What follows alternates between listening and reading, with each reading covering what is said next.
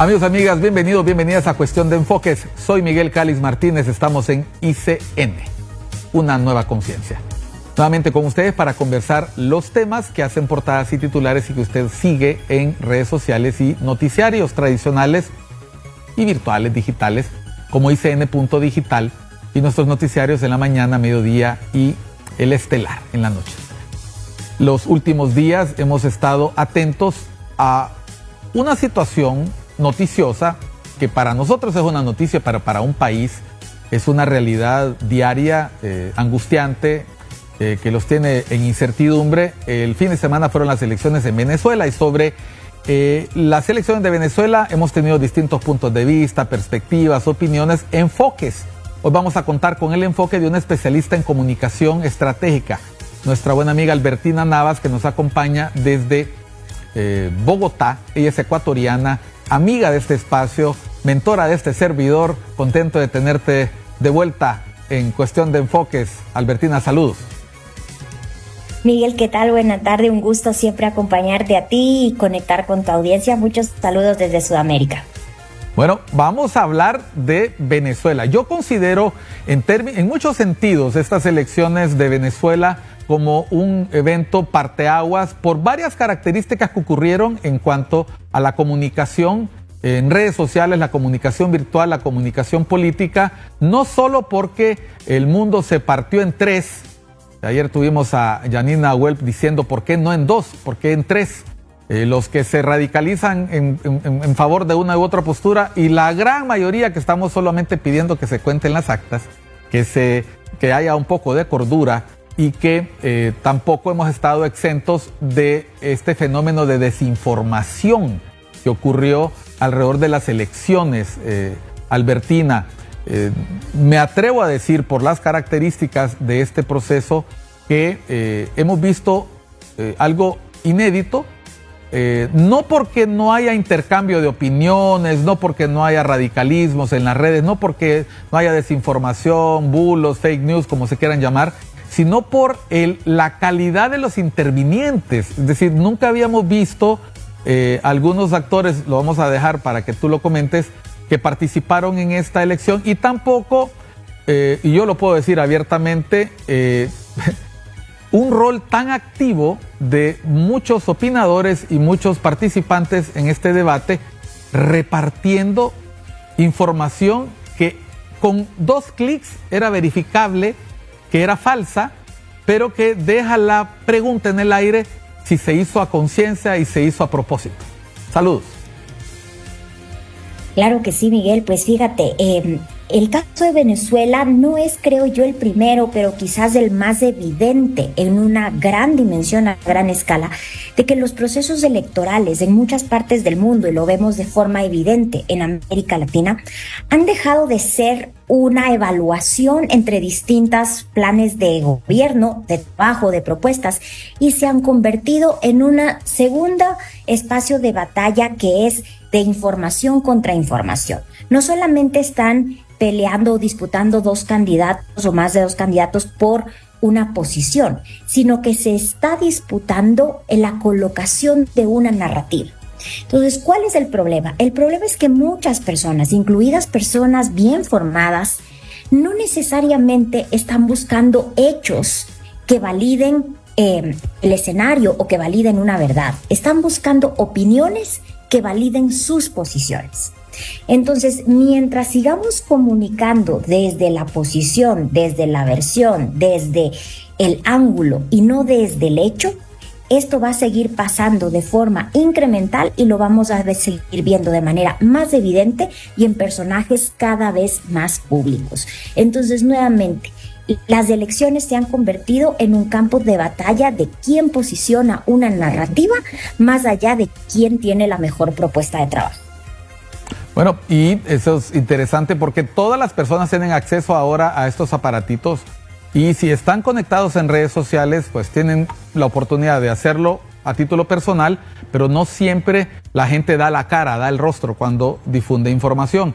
Y sabemos que hay fenómenos que se han querido combatir, los bots, personas que hacen troleo de manera profesional, personas que se dedican a atacar o no atacar o avalar posiciones.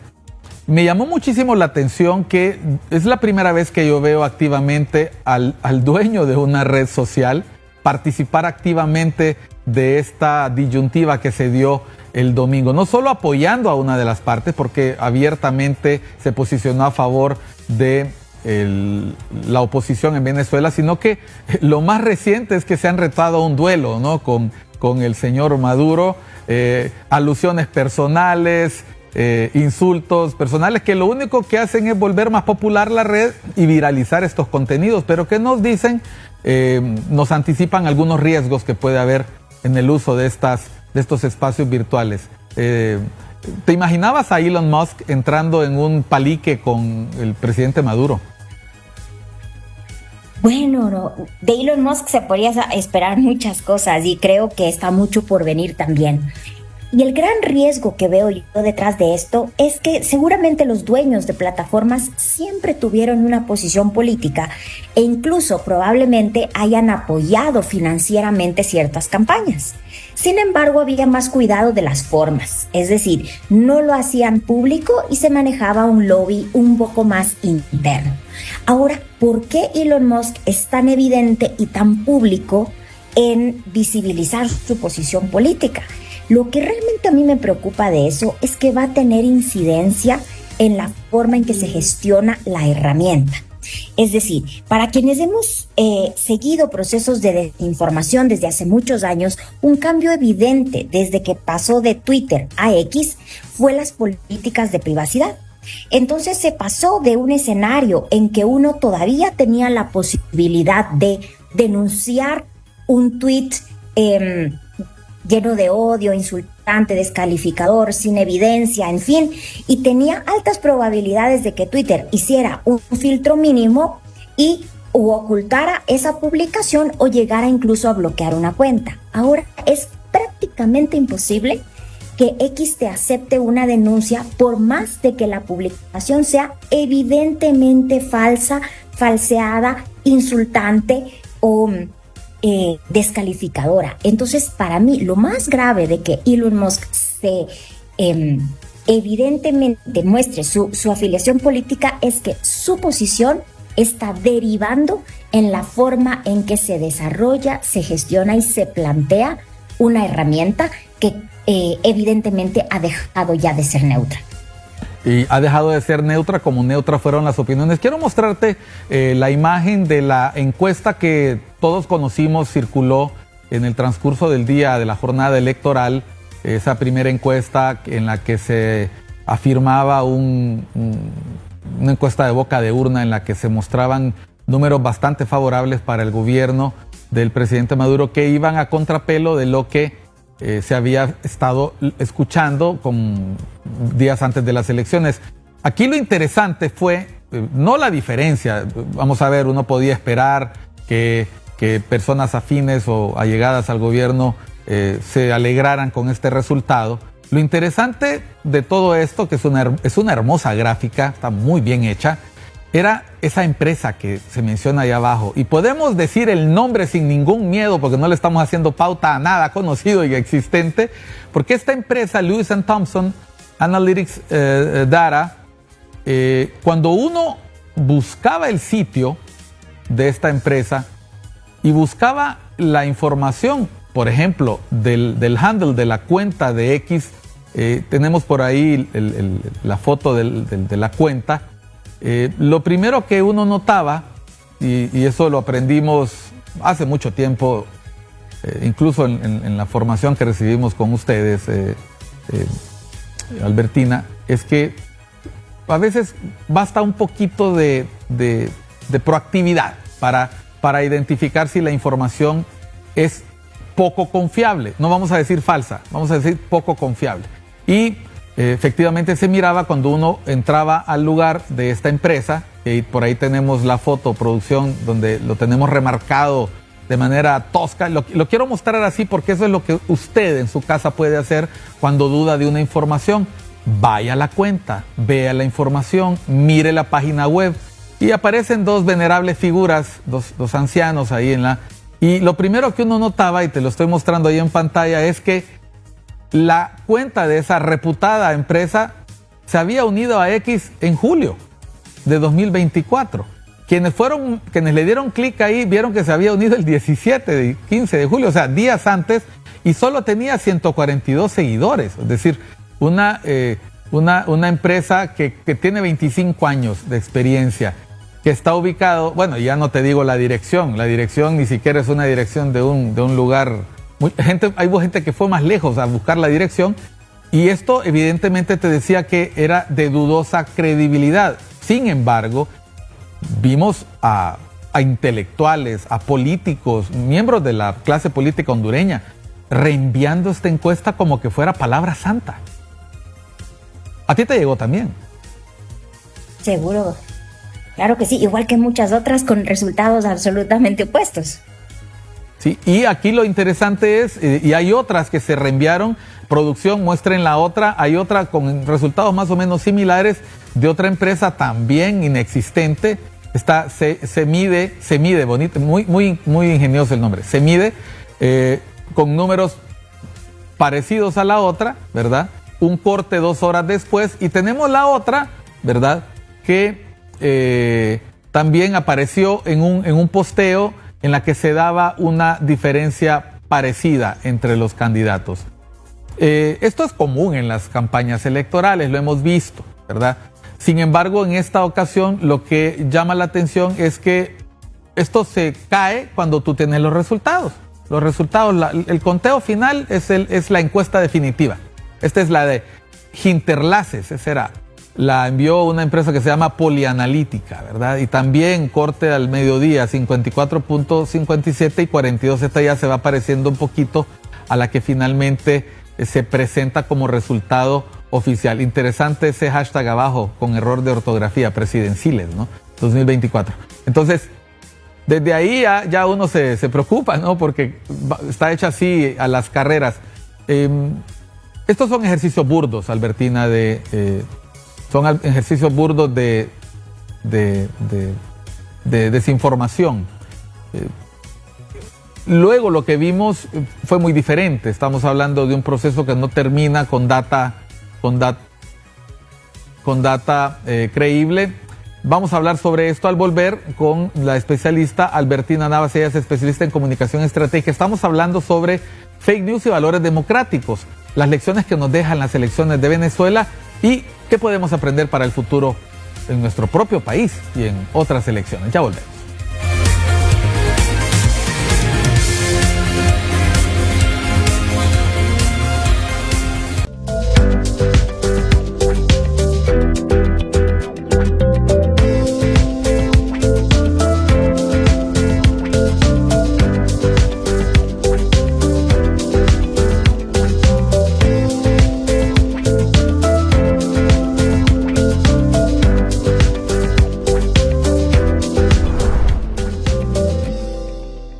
A partir de hoy no verás nuestro lugar en el universo con los mismos ojos.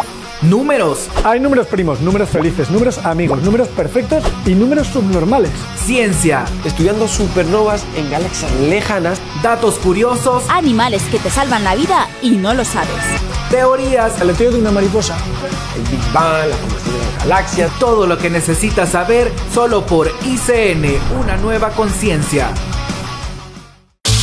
Vamos a limpiarlo.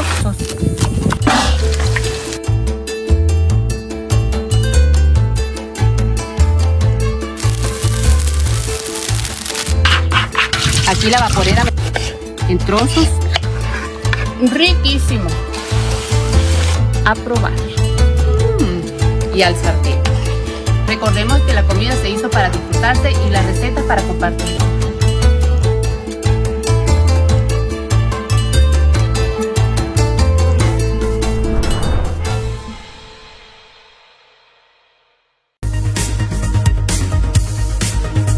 Continuamos en Cuestión de Enfoques con nuestra amiga, la doctora Albertina Navas. Ella es consultora especialista en comunicación estratégica. Nos acompaña desde Sudamérica, desde Colombia para ser exacto. Ella es ecuatoriana.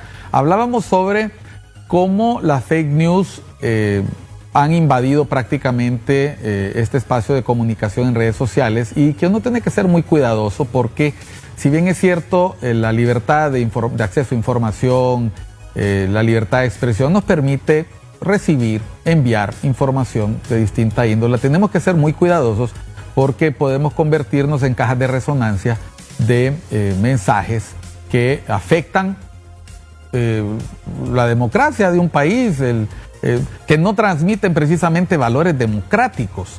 Y entre ellos recordemos que la transparencia, la gestión de datos que no sean falsos, y no digamos ya cuando se trata de la intimidad o el buen nombre de las personas, la reputación de las personas, eso puede quedar en precario. A ver, Albertina, en el proceso electoral venezolano hemos podido contemplar cómo las personas con mucha facilidad empezaron a compartir, especialmente el lunes, una serie de imágenes que no necesariamente reflejaban lo que estaba aconteciendo en Venezuela.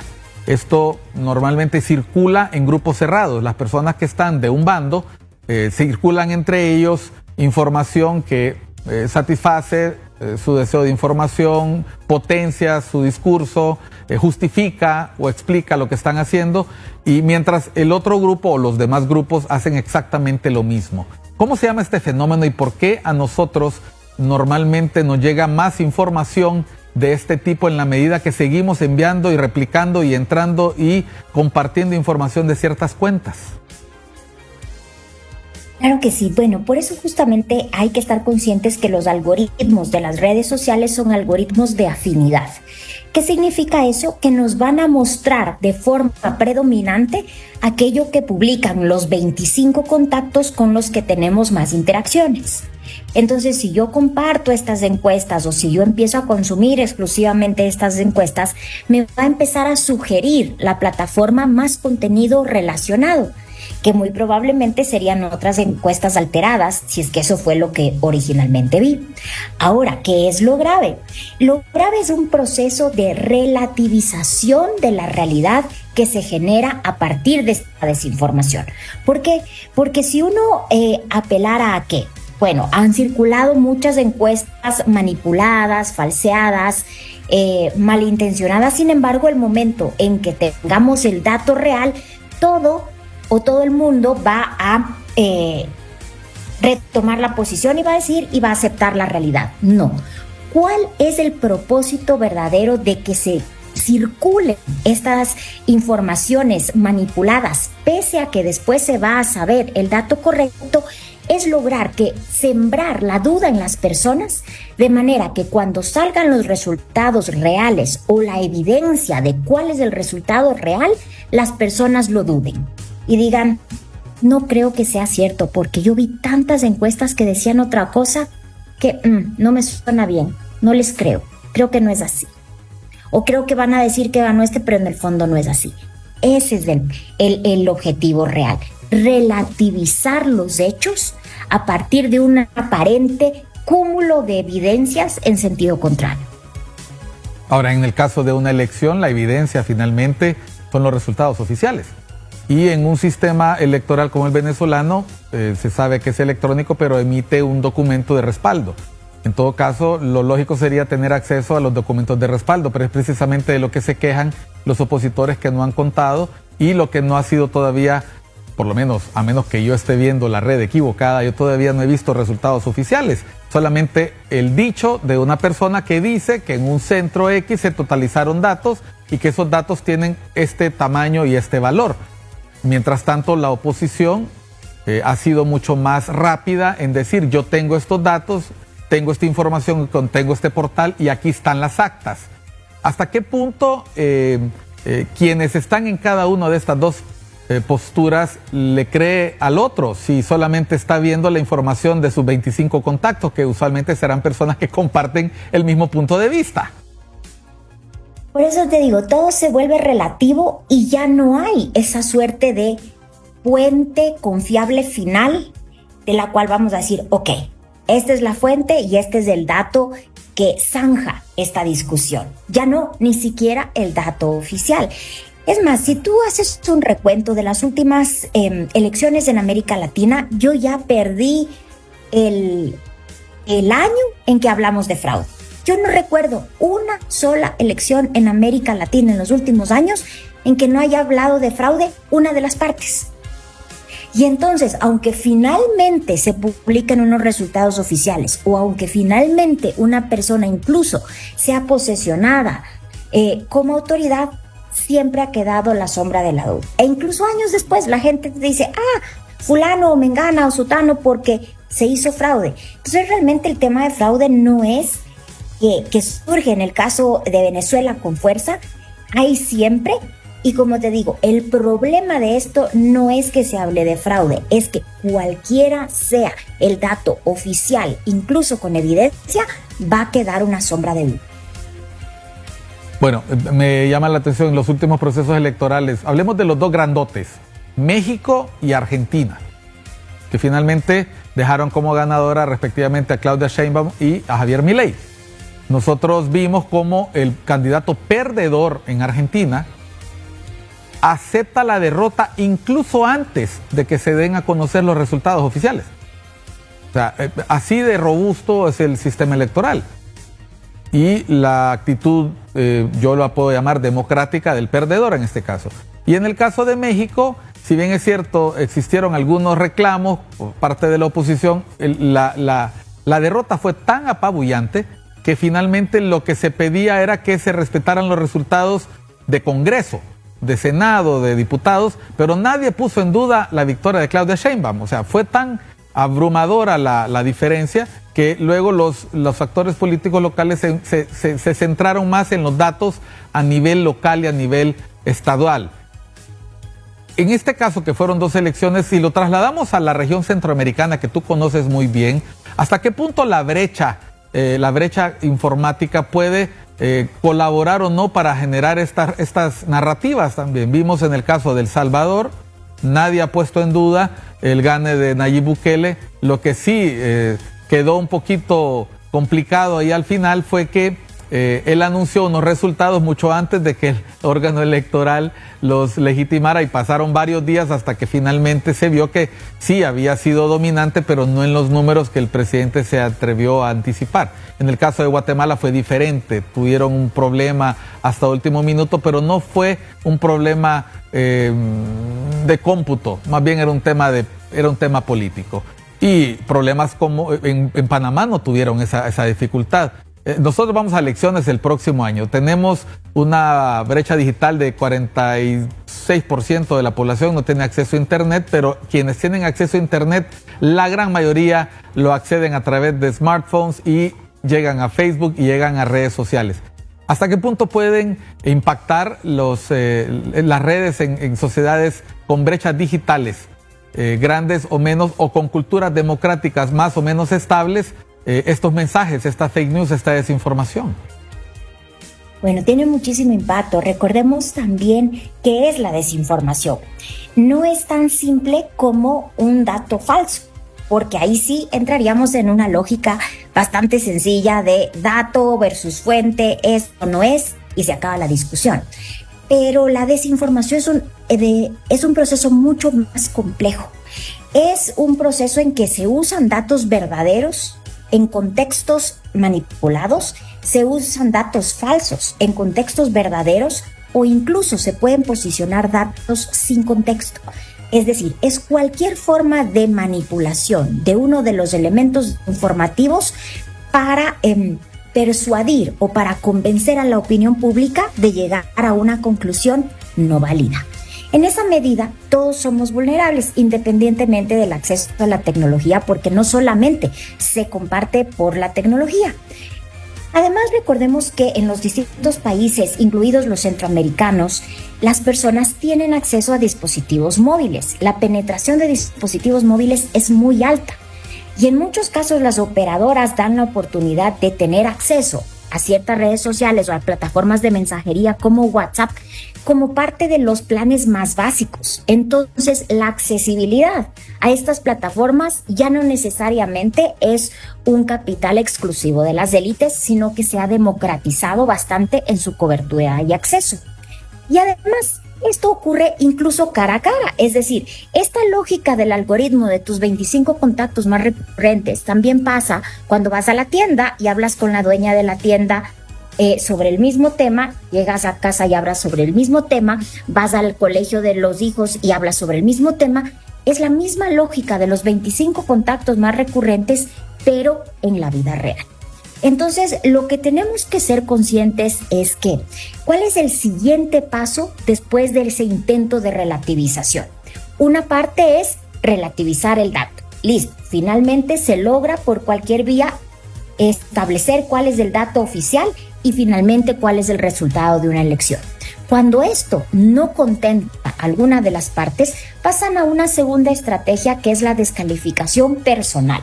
Es decir, ok, tal persona ganó la elección, pero y empiezan a descalificarla a partir de argumentos que no necesariamente tienen que ver ni con sus credenciales, ni con su experiencia, ni con su propuesta de trabajo, sino muchas veces con sus condiciones personales que nada van a tener que ver con su gestión. Eso es lo que pasó en México.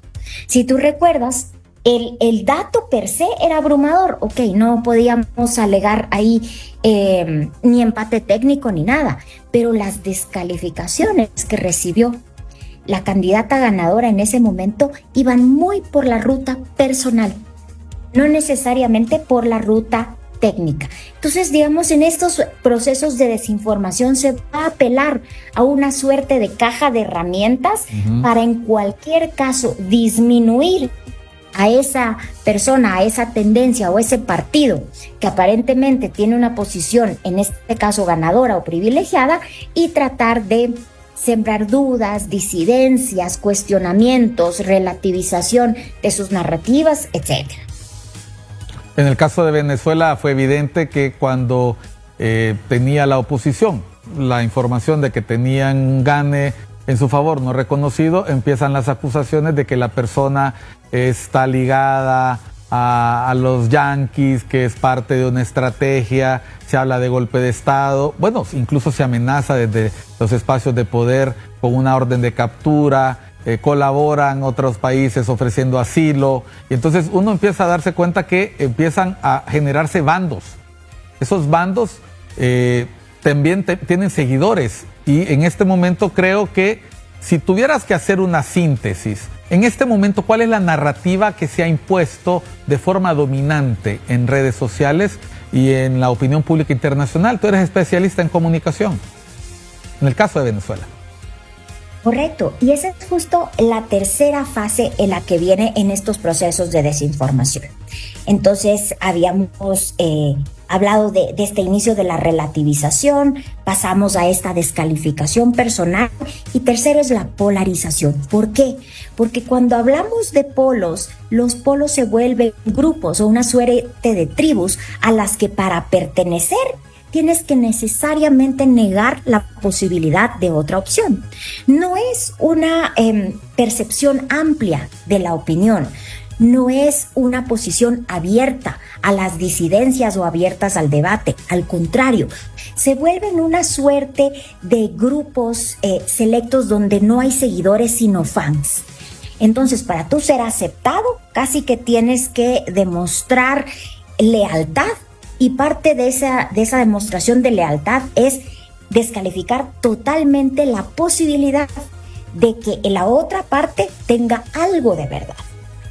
Fíjate tú, entonces eso es lo que estamos viviendo lamentablemente en América Latina, en muchos de nuestros países. ¿Y qué es lo que ocurre? Eso genera también procesos en que la democracia se ve afectada. Te puedo hablar del caso de Ecuador. Yo soy ecuatoriana y nosotros hemos vivido el proceso de polarización entre correísmo y anticorreísmo de manera muy fuerte desde hace muchos años. Imagínate que las encuestas de opinión en el Ecuador tienen un indicador único en el mundo que es correísmo y anticorreísmo, y se mide qué porcentaje es correísta, anticorreísta, y fue interesante que empezó a crecer el segmento de los neutros, no quieren ser una cosa ni otra. Y después de todo este proceso de violencia armada en el Ecuador, ese neutro se ha ido decantando por una de las dos posiciones. Entonces, nuevamente se apela a la polarización porque eso hace que ni siquiera te abras a la opción de otra posición. Y me imagino, para ir cerrando, que lo vamos a ver en las próximas elecciones ecuatorianas, lo vamos a ver en las elecciones norteamericanas, que ya se polarizan en favor de Trump y en favor de Kamala Harris. Ya Biden es historia prácticamente, por todo lo que sabemos. y va a ocurrir seguramente en nuestras elecciones el próximo año, en el 2025 en Honduras. Por un lado, la continuidad del proyecto oficial de Libertad y Refundación y lo que surja en la oposición como una opción polarizante, porque también las elecciones tienden a polarizarse en la actualidad, Albertina. Claro que sí, totalmente. Y además se sobresimplifican. Ese es otro aspecto de la desinformación. Y es como pensar, los demócratas son esto, los republicanos son esto. Y se da conceptos tremendamente genéricos. Y por eso incluso, digamos, tú puedes no estar a favor de la persona, pero como este concepto madre, que es el que ampara a toda esta corriente, pues hasta terminas aceptando a la persona.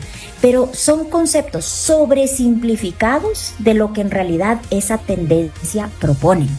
Entonces, fíjate cómo son de complejos estos procesos de desinformación. Nunca son tan simples como te doy un dato falso, lo contrastamos y todos salimos de esa sombra. No, es todo este proceso de ir ganando etapas y batallas en la narrativa para finalmente lograr ganar la guerra, que en este caso es ganar una elección. ¿Sobrevive la democracia esta polarización o tenemos otro tipo de democracia digital a partir de ella? Yo creo que tenemos que seguir luchando porque sobreviva la democracia. La democracia es democracia independientemente de los instrumentos, de los canales, de las plataformas en que pueda expresarse. Y hay que volver a los inicios, recordar el concepto per se de la democracia, todos sus valores asociados, todas sus implicaciones, y más bien darnos cuenta de que la tecnología no puede poner en riesgo el concepto ni los valores, simplemente tiene que reflejar aquello que la democracia es. Acuérdate que la comunicación no crea realidades, sino que una realidad se ve reflejada en la comunicación. Entonces, el gran problema de todos estos trastornos de la información es que no es que están creando una nueva realidad, es que están visibilizando algo que ya estaba pasando patológicamente en nuestras democracias. Bueno, gracias, Albertina. Qué buen cierre, porque el tema que hemos escogido es fake news y valores democráticos, pero lo has englobado al final. Al final se trata de luchar por esos principios y esos valores que van a hacer posible que podamos resistir incluso los efectos nocivos de la desinformación y los bulos. Gracias, Albertina. Saludos hasta Bogotá, hasta Colombia. Gracias por participar con nosotros en Cuestión de Enfoques por ICN, una nueva conciencia. Saludos. Un abrazo. Un abrazo, Albertina.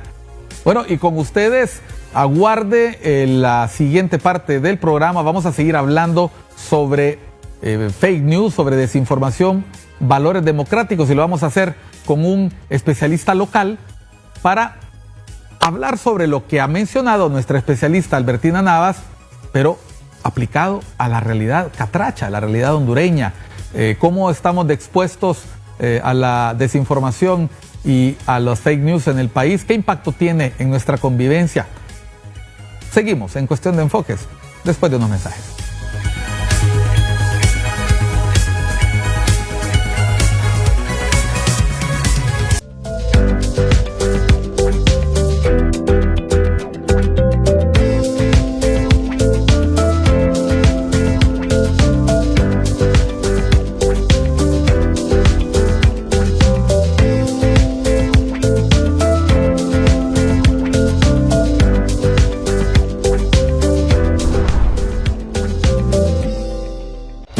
Las noticias globales que necesitas saber en tu día a día. Euronews te lleva a todos los rincones del mundo, informándote de los eventos más relevantes. Política, economía, tecnología. ICN presenta Euronews, tu ventana al mundo, donde la información global cobra vida. Solo por ICN. Arrancamos con las informaciones esta mañana. Desde el Centro de Medicina Legal y Ciencias Forenses.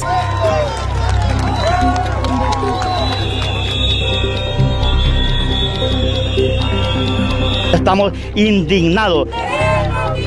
En Casa Presidencial continúa la incautación. cargos.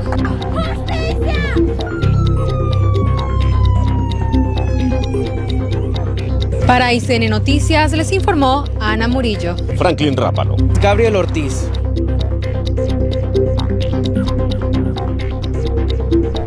Solo por ICN, una nueva conciencia. Continuamos en Cuestión de Enfoques, solo por ICN, una nueva conciencia. Soy Miguel Cáliz Martínez. Continuamos en el mismo tema, en la misma dinámica que iniciamos con Albertina Navas, pero ahora con un compatriota, con el amigo Mario Serna. Él es fundador de Honduras Verifica, nos acompaña desde otro lugar del planeta, vía virtual. Gracias, Mario. Mario es periodista y una persona que conoce mucho sobre desinformación y se encarga precisamente de verificar datos, de hacer fact-checking y también, obviamente, de luchar contra este flagelo de los nuevos tiempos virtuales. Saludos, Mario. Un saludo, Miguel. Gracias por la invitación de estar en este programa y con su audiencia. Bueno, vamos a continuar en el mismo tono. Hablábamos con Albertina Navas sobre cómo hay distintas etapas en el proceso de desinformación que finalmente concluyen en una tercera muy importante. Primero se relativiza la información, luego se ataca a las personas y finalmente se polariza el mensaje. Y esto se hace a través de distintos medios, de distintos mensajes. En algunos momentos se difunde la información falsa de manera orgánica, en otras no tanto, precisamente por las peceras, el grupo de 25 contactos que uno sigue de manera primordial en sus redes sociales son la caja de resonancia en la que uno se mueve, pero esto es el usuario común y corriente. Cuando se trata de los gobiernos, cuando se trata de grupos de poder, grupos de interés, stakeholders determinados, nos encontramos ante verdaderas estrategias de comunicación para desinformar que usualmente no respetan precisamente esos valores democráticos de los que estamos hablando. Mario, los hondureños en particular, uno diría, no, nosotros los hondureños tenemos una brecha digital muy grande, aquí las redes sociales no nos impactan, no nos polarizan, no nos sirven para atacar a la gente. Lo estoy diciendo de forma irónica porque ocurre exactamente eso. Se difunde información falsa, se atacan a las personas, sus perfiles de forma personal, indiscriminada y grosera, como se puede dar en otras realidades, y se ha polarizado a la población hondureña. ¿Qué es lo que ustedes han encontrado en el transcurso de este hermoso proyecto de Honduras Verifica? Bien, es muy interesante el análisis que usted hace